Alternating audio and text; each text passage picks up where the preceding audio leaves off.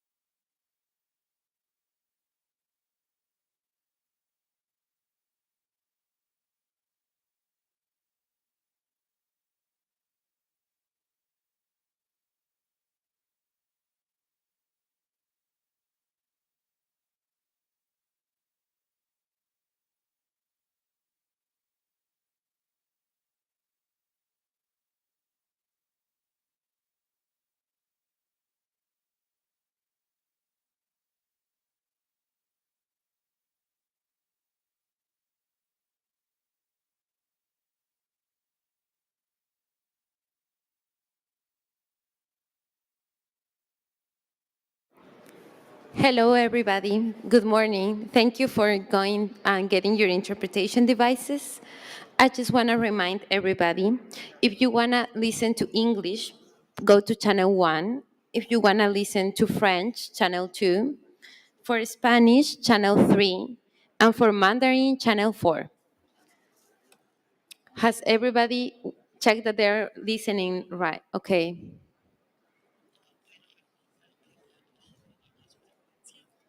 Yeah, I can hear Spanish here, so it should be fine. Okay, good morning, everybody here in the room, and also to our media colleagues watching us through streaming. Thank you for coming to this press briefing of the Global Alliance of Territorial Communities, uniting the indigenous peoples and local communities from 24 countries. Here we have people from the Mesoamerican Alliance of Peoples and Forests, from the Articulation of Peoples from the and Forests of the Colombian region, represented through the Coordinator of Indigenous Peoples of the Amazon Basin, and we also have leaders from the Articulation of Indigenous Peoples of Brazil. We are here to get the perspective of indigenous and local communities on the new law the European Union approved, which aims to prevent agricultural goods tainted by deforestation from being imported into the European Union. We kindly remember we only have 30 minutes for this briefing. We will make the best use of our time. Each of our speakers will share their expertise, and then we will have some time for questions. However, I want to remind our friends from the media that our leadership is able to provide interviews after this conference. You could either reach me or our colleague Coimbra, who is out here for other interviews. So I'll quickly introduce our speakers. We have Levi Sucre, the coordinator of the Mesoamerican Alliance of Peoples and Forests and the co-chair to the Global Alliance of Territorial Communities. We're also joined by Dinamam Tusha, the executive coordinator to the Articulation of Indigenous Peoples of Brazil, and Fanny Quiru, women's representative to the Global Alliance of Territorial Communities, and also a member of the coordinator of indigenous organizations in the Amazon Basin and its base organizations of indigenous peoples of the Colombian Amazon. So let me allow us to start, and I'll give the space to Dinamam Tusha. Please, Dinamam.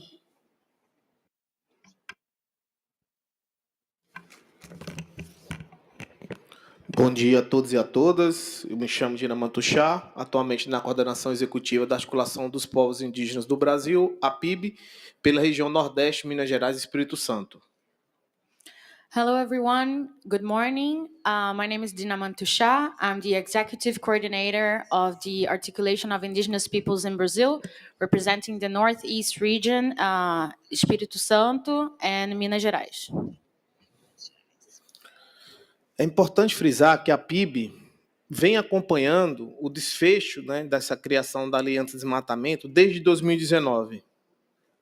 It's important to emphasize that APIB has been following and making political incidents in the law of anti-deforestation in the EU since 2019. E um dos principais pontos que nós já trazíamos de preocupação para essa nova lei é que houvesse a rastreabilidade dos produtos que a União Europeia estava adquirindo, em especial dos territórios indígenas. And one of our main concerns that we've been making sure to follow is to demand the traceability of the products that EU have been importing, mainly from indigenous territories of Brazil. E é fundamental também nós apontarmos que diversos países, não só a União Europeia, mas em especial a União Europeia, está discutindo e preocupado com as mudanças climáticas e com a biodiversidade. And it's fundamental to emphasize that many countries, not only from the EU, but mainly from the EU, have been claiming to be worried about the climate crisis and also involving the importation of their products. E que se faz necessário a criação de mecanismos internos para buscar proteger os biomas mundiais, principalmente dos biomas brasileiros. And it's very important to make sure we are creating mechanisms to protect biomes, and mainly the Brazilian biomes. Infelizmente, a lei foi aprovada e não reconheceu todos os biomas que deveriam ser reconhecidos e protegidos. Unfortunately, the law was approved without making sure to recognize and protect all the biomes that need to have this protection and recognition. Biomas importantes como o Cerrado, a Caatinga, o Pantanal e os Pampas ficaram de fora dessa legislação.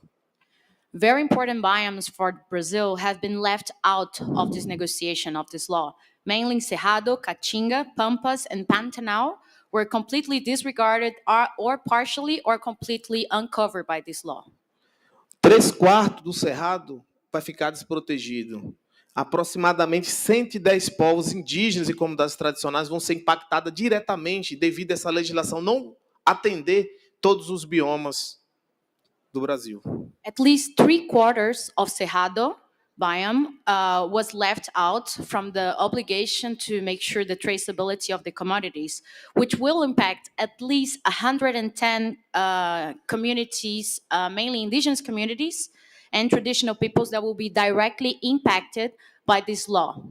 Entendemos que foi um avanço a essa lei, porém ela precisa ser mais ambiciosa, precisava atender mais os anseios, principalmente na proteção da biodiversidade e na proteção dos direitos humanos, em especial dos povos indígenas.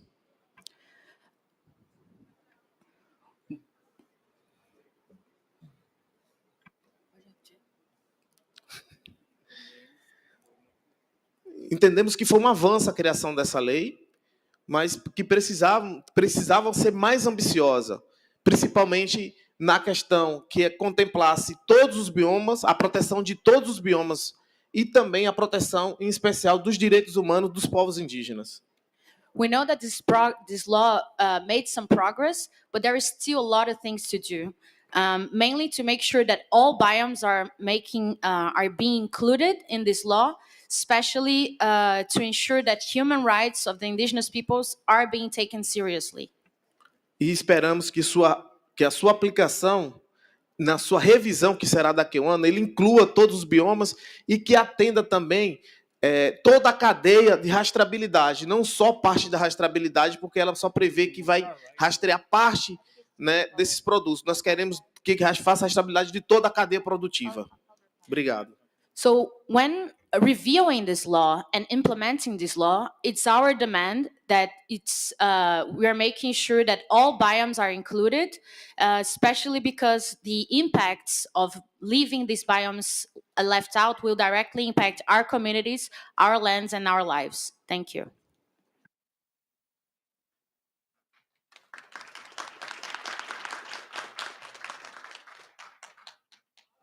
Thank you. Now we'll follow with Fanny Quiru, who is coming as women's representative to the Global Alliance of Territorial Communities and is also a member of the coordinator of indigenous organizations in the Amazon Basin. Please, Fanny. Bueno, muy buenos días para todos los presentes. Good morning to everyone here. As indigenous people, we welcome this new law to fight against deforestation. Nevertheless, we must suggest that it is not only this law, but we wish that there are many other laws that protect the rights, human rights, the rights of the lands and biodiversity and forests, and that they enable us indigenous peoples to defend our rights. It is important that these laws are more ambitious, that they abide by the international standards of the defense of the rights of indigenous peoples, because here we are just obliging companies to answer for the products not coming from deforestations. We have to be much more careful, much more ambitious. They have to go to the bottom of where these products are produced, actually. These products that are exported for sale in trade centers, and that they have all the chain of custody necessary, and that it is taken into account that they do not have to come from territories where those defending environmental rights are murdered. And as the Colombian Amazonas, we have gathered with the Brazilian Amazonas because we are the territories that have been most affected in the last few years. We know that in view of this, we've had to take action against some companies that have imported products from deforestation, because deforestation is carried out through monoculture of soy and the great extension of cultures. This is affecting the indigenous territories. So the international standards should be respected and should be implemented, and they should include everything related to the Convention 169 of ILO. And the states that have not adopted this convention and these laws that provide hope to us as indigenous peoples, they should oblige all states. They should have a more global impact to defend life in the planet, because it is not only for indigenous peoples, but it is the life on the planet that is at risk when the biodiversity is affected, when biomas are affected, forests are affected, and we indigenous peoples are the most affected ones because we live in forest and we're always evicted from our territories, murdered. Our leaders are murdered, and this cannot go on. This cannot be allowed, and this cannot be supported anymore, because that is the result of deforestation and of monocultures and of the great extensions of very large economies that are illegal in many occasions. And we'll proceed now with Levi Sucre, who is the coordinator of the Mesoamerican Alliance of Peoples and Forests and also co-chair to the Global Alliance of Territorial Communities. Levi, please. Bien, los invito a los que no hablan. For those of you that are not Spanish speakers, please, I would request that you use your headsets for the English interpretation.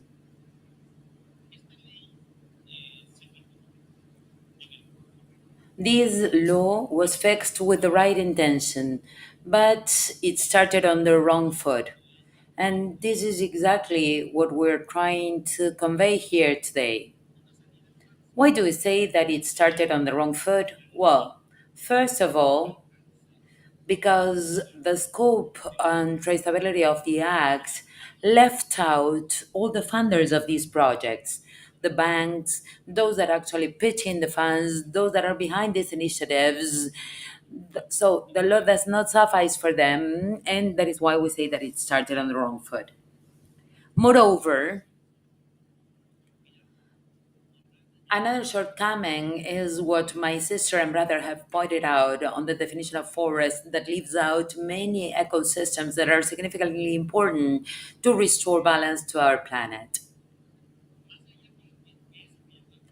Nonetheless, beyond everything that's been raised by the speakers before me, leaving out the rights of indigenous peoples excluded from this conversation from the legal domestic frameworks is per se a source of uncertainty for us to be able to enforce those rights. It is beyond doubt that in our country, the judiciary is not strong.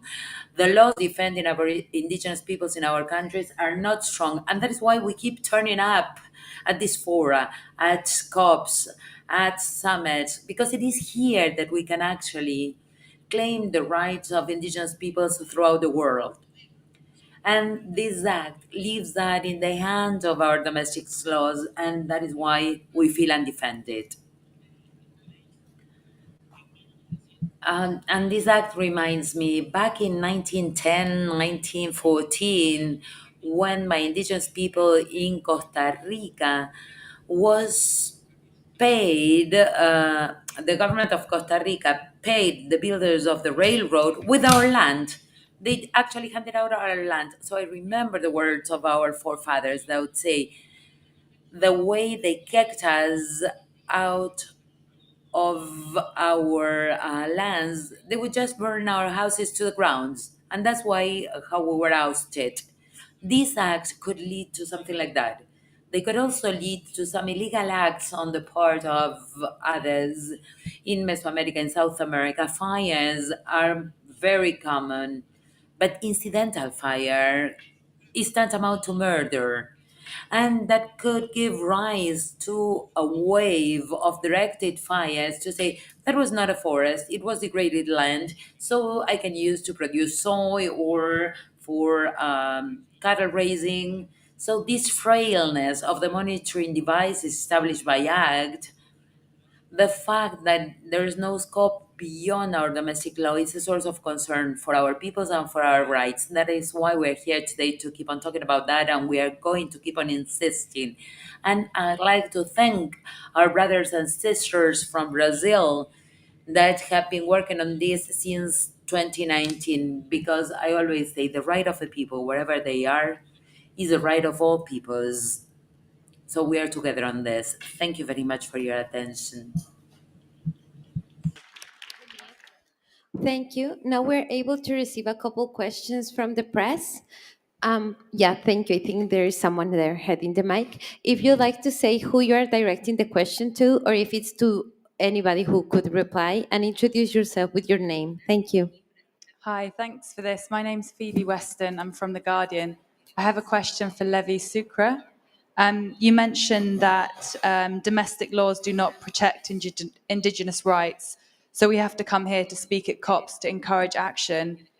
Do COPs help domestic laws protect indigenous rights? Like, is that an effective way to get domestic change? Thank you.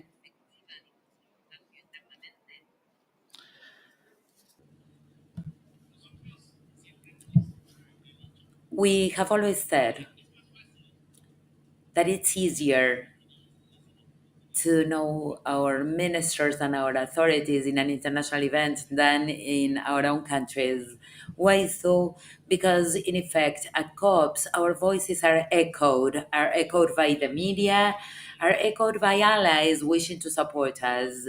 And that allows us to show what the media wants published in our countries. And that is why we keep turning to you. We are not here at this press conference just to see you. We are here to request your help. So the answer is yes.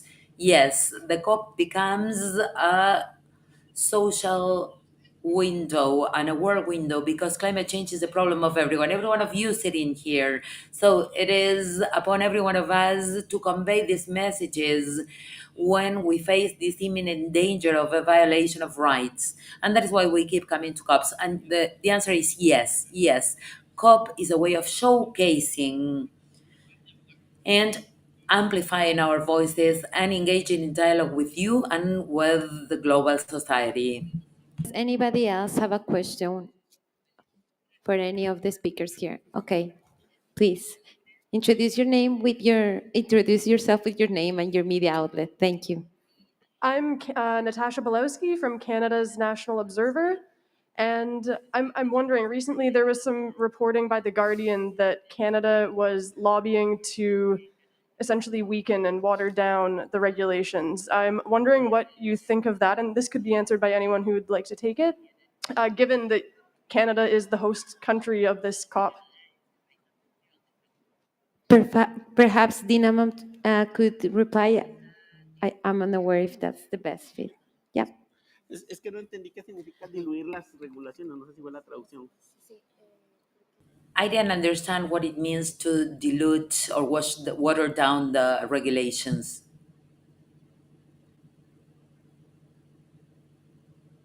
Sí, estaba tratando de entender la pregunta porque Yeah, I was trying to better understand the question. What I understand is that the government of Canada is trying to somehow make more flexible regulations. Is that what you mean for these kind of topics? And I believe that this is not only Canada. I was talking to my brothers and sisters in the morning, and it seems to be a global trend in that regard.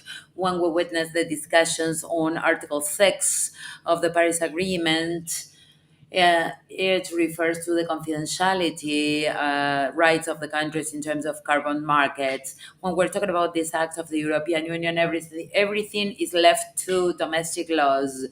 So, regardless of whether Canada is doing this, we are seeing a global trend to somehow set aside these rights. And this is a sort of concern for me. I didn't have any specific information about this, but I do see a global trend. Instead of strengthening rights, we see a deterioration, a clear setback in this regard. And that has to do with the dispute over natural resources, the dispute over land, and mistaken development model that has taken us all the way to where we are today. And that is why we're here calling upon the world's population and decision makers so that instead of watering down these regulations, we need to strengthen them. And the only way of strengthening them is through dialogue. We, indigenous peoples, are here to talk, to discuss.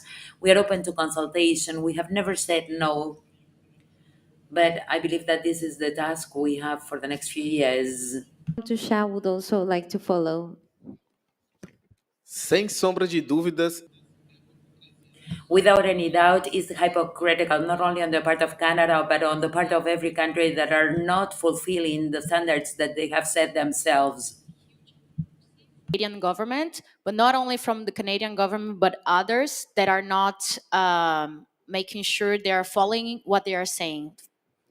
inclusive o Even Canada is lobbying with countries of the European Union in order to water down these regulations. Made lobby with European countries so that this law was even weaker. And also Fanny Quiru here will follow the question.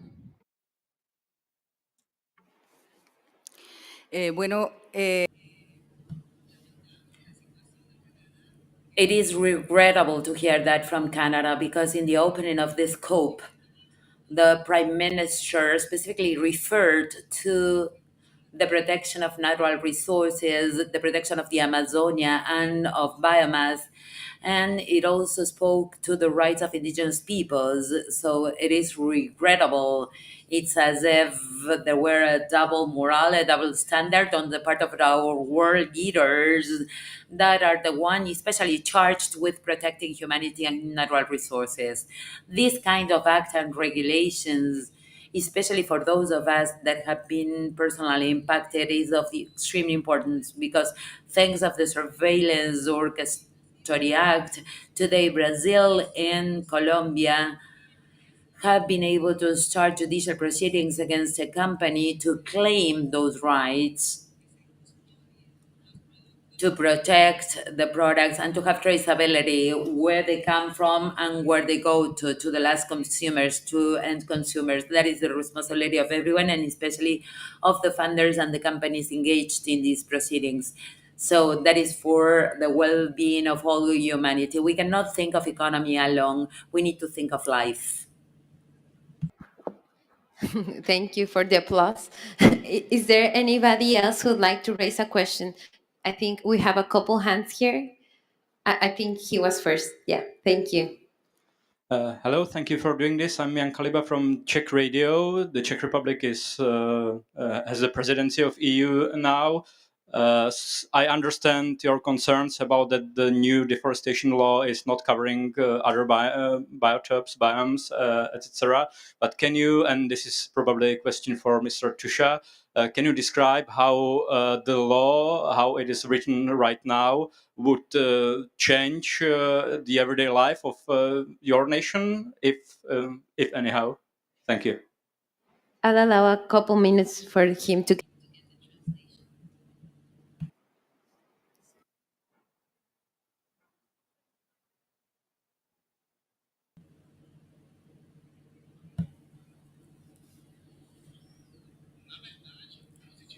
Actually, nothing is going to change, actually. In the form it is today, it's not going to inflict any change.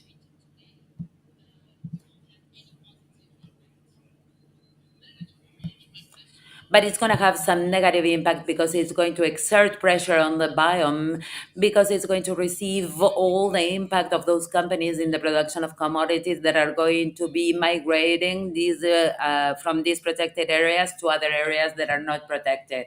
Those areas that are now protected, all the companies and the big mega development projects will basically be transferred to those biomes that are not covered, and that includes my biome. So we are going to be directly impacted by this law. It will have a huge negative impact. Thank you. I think I saw someone else that had their hand raised. Thank you. My name is Rebecca Marigu. I am from Papua New Guinea, NBC. I come from an indigenous tribe as well, and I could totally relate to your story. Before coming here, there has to be a start of the journey of what you're fighting for. My question would like to take you back to how you began this journey that brought you here today.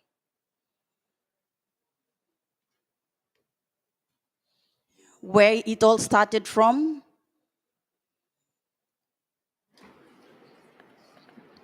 I don't know who would like to take the question, but perhaps, sorry, to Mr. Tusha? Yes. Okay. So, can you rephrase, please? I will rephrase. Okay. I admire the passion and the drive that you're fighting for this law on behalf of the people and the community at large back at home. Before coming here to COP15, there has to be the beginning of the journey. I want to take us back to just give us a background information of how it all began and how the fight began to bring you here to COP15. let's allow a couple minutes for interpretation. Okay. Levi Sucre. Sí. The origin where it all started, this fight started, you can find it from many, many years ago. But just to give you a reference, a point of reference, it's been more than 10 years, 8 years to be precise. We've gathered in the Community Alliance, Global Community Alliance of the 5 organizations in our continent. I wait for you to get the interpretation device. Are you ready? So, as I was saying, the origin can be found many years ago, but in the last 8 years, we have gathered as indigenous peoples in the Global Alliance in order to join our voices in these global discussions.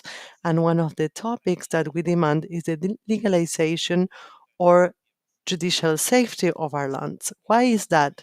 Because in our countries, the lands that are of cultural ancestral use and that where we have lived for a long time have no judicial or legal security, and governments use these lands for this type of practices. They don't care if the indigenous peoples are there or not. So this fight has been going on for many years. We are demanding the legal safety, the legal security of our lands for cultural use so that we have more tools to defend ourselves. But those tools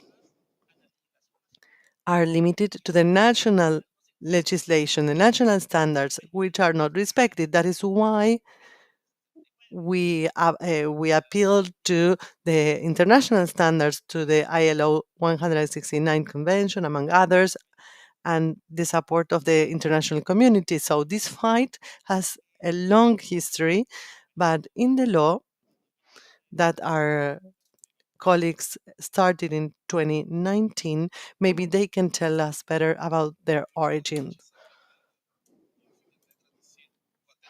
Para responder, porque a história é um pouco longa. I really appreciate this question, and just to let you all know that I would take a little bit longer to answer that because I'm very pleased with this question. Para os povos indígenas no Brasil, nós estamos sofrendo ainda, né, com graves violações, principalmente no desmonte da política indigenista e ambiental. For indigenous people in Brazil, we have been suffering quite a lot, mainly with the dismantling of environmental and indigenous policies. E a partir de 2018, essas violências elas se acirraram cada vez mais. E um dos principais financiadores dessa violência é o agronegócio. So since 2018, these violences, these aggressions against indigenous peoples in Brazil started to get worse. And it's very important to highlight that one of the main drivers is the agribusiness.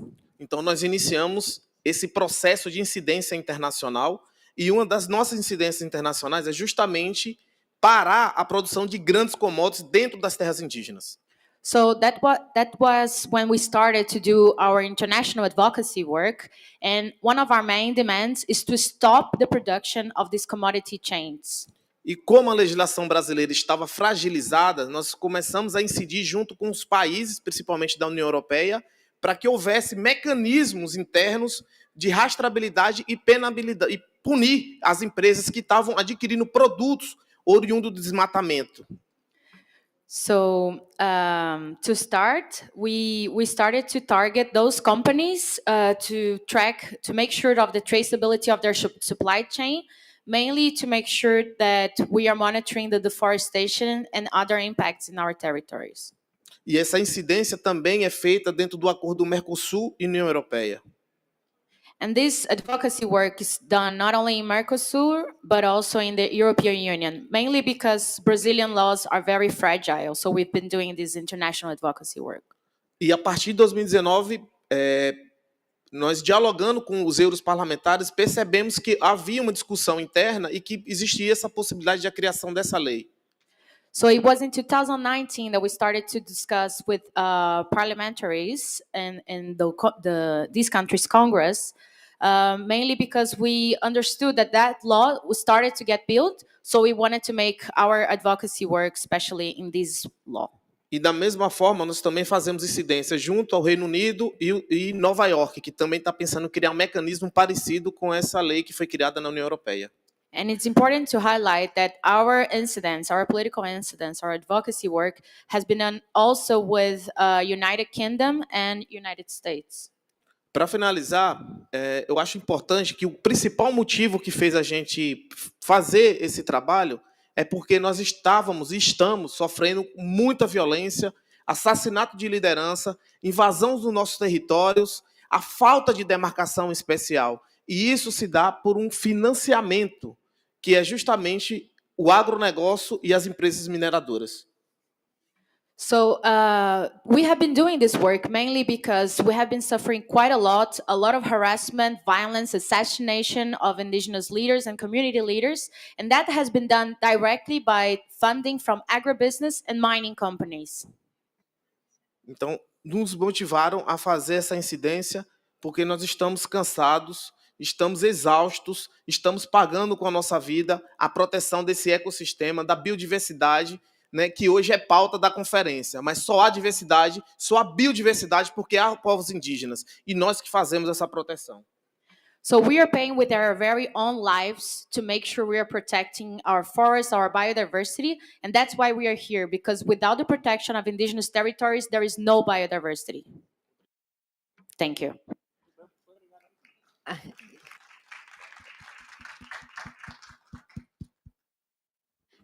Sorry, Fanny, Bueno. Queer is going to wrap up. La lucha. The fight of the indigenous peoples and vulnerable peoples is born in our countries, first of all, claiming for our rights as citizens. And when we see that we have similar problems at a global level with other indigenous peoples, we have gathered as organizations in order to fight and to try to find the way to defend our rights.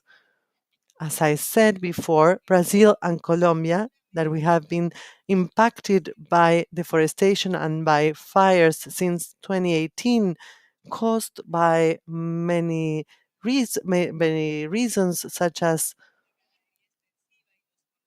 monoculture and extensive breeding, and this has affected indigenous peoples. That is why we have gathered as a country in order to fight this demand against a company, this legal action against a company that I will not name, is a joint fight that has to be good practices for us indigenous peoples and a prior record in a fight such as this one in order to defend our rights and our land, so that similar problems have made us fight together. And I believe that states should understand, and we shouldn't do it individually. We are all human beings, and we all should think in this manner. Why should indigenous people be impacted when they are the ones that have the lesser opportunity to defend their rights? On the contrary, we should be protected, and they should protect nature and biodiversity and everything related thereto.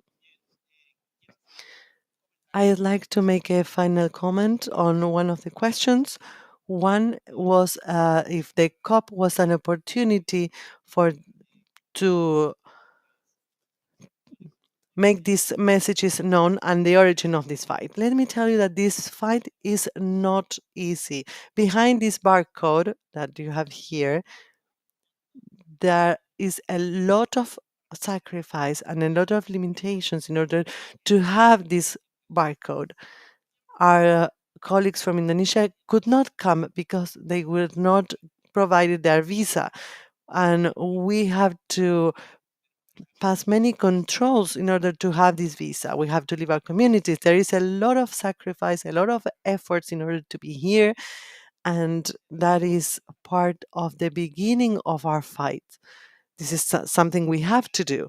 So it's not only to start the fight and to be here, but we have to take into account all the effort behind, all the efforts behind in order to be here. So let me tell you that it's not easy.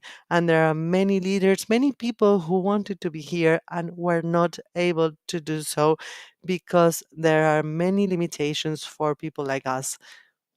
Remind you that for any other questions that you may have, you're able to look for us right here outside. You can also search me, Andrea Rodriguez, or Coimbra Sirica, who is raising her hand, for any further interviews that you may need either today or in the coming days around biodiversity and indigenous peoples and local communities. Thank you, everybody, for coming, and let's give applause to our leaders who have come far to be here.